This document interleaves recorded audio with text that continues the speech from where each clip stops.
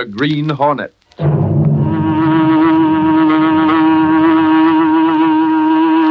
He hunts the biggest of all game, public enemies that even the G-men cannot reach. The Green Hornet.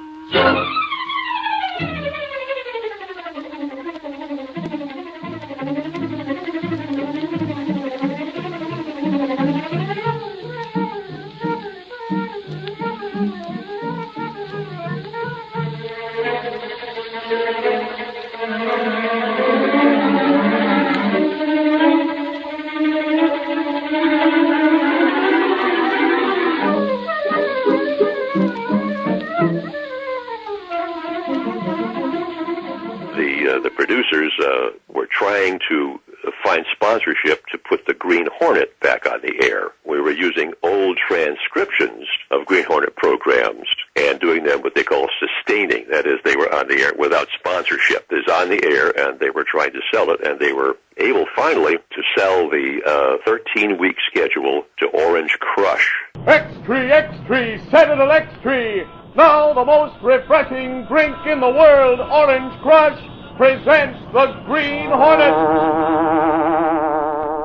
His faithful valet Cato, Britt Reed, daring young publisher, matches wits with the underworld, risking his life that criminals and racketeers within the law may feel its weight by the sting of the Green Hornet. Now ride with Britt Reed in the thrilling adventure of Keys to a Robbery. The Green Hornet strikes again. I think it was on Tuesdays and Thursdays. Chuck Livingston, who was the director, asked me would I like to try out for the part of Cato on the Green Hornet. It didn't take a whole lot of skill to be that, to play the part of Cato. Gave it a shot. He said, okay, you got the job. So for 13 weeks and 26 programs, I played Cato on the Green Hornet program. Back in his hotel room, Britt Reed spoke low to his valet Cato, one of the 4 persons who knew that Reed was the Green Hornet. Cato, I've sent Axford and Miss Benny out on assignments that'll keep them busy for the rest of the night.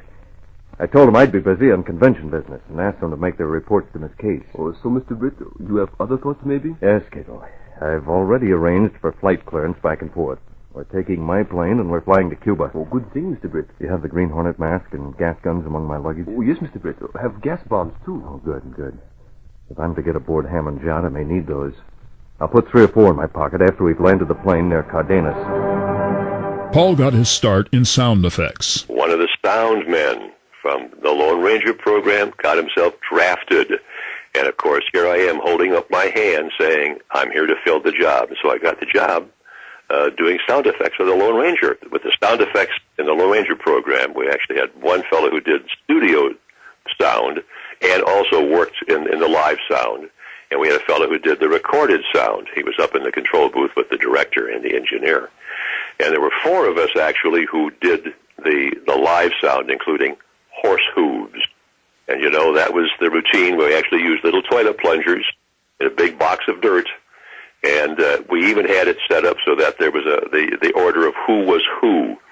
It was a seniority situation. We had the fellows with the most seniority, they were silver, and the 2 of us with the least authority, seniority, we were scout. Uh-huh. And, of course, I had the very least authority, so actually I was a professional horse's rear end at that particular time, you know, doing sound effects. And I did that for some time. We worked, you know, that program and the Sergeant Preston program.